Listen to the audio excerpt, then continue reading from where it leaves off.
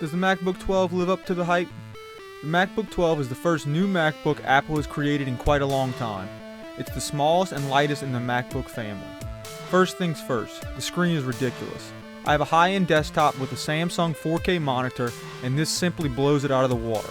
It has a 12-inch Retina edge-to-edge display. The screen lining black border fades into the background so it feels as though the screen real estate is larger than intended. The color accuracy is second to none. The screen has over 3 million pixels, and believe me, you see every one of those pixels. It has a resolution of 2304 by 1440 with an aspect ratio of 16 by 10. So clearly it's tiny.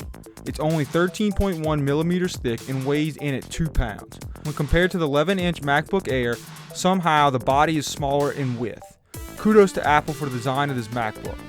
It's so thin and light, it's basically an iPad with a built-in keyboard. The newly redesigned keyboard uses butterfly keys, which are much thinner and wider than traditional keys.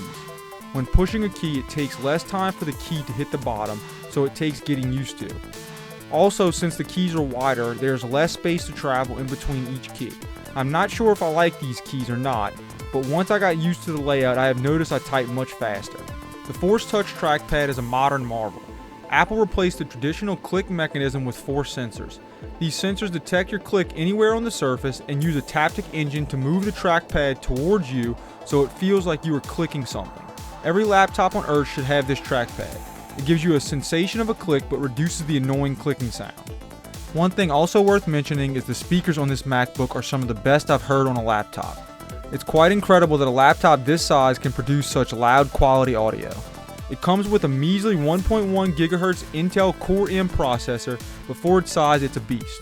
I've edited every video strictly on this laptop using iMovie, but it's also important to remember iMovie is an Apple product, so it's optimized to work flawlessly with MacBooks.